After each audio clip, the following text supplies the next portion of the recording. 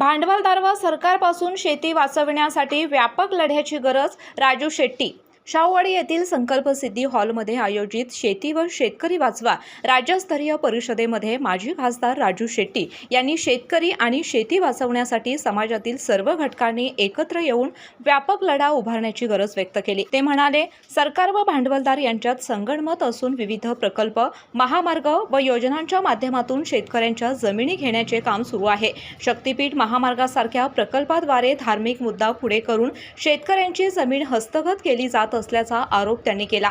सुमारे 70,000 कोटींचा हा प्रकल्प थांबवण्यासाठी संघर्ष उभारणार असल्याचा इशाराही त्यांनी दिला.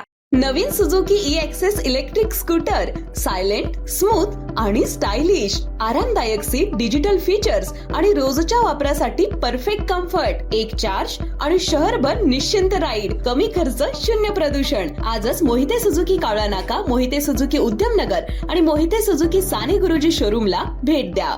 यावेळी माजी आमदार सत्यजित पाटील यांनी शेतकऱ्यांच्या हितासाठी सर्व पक्ष एकत्र येत असल्याचं सांगितलं.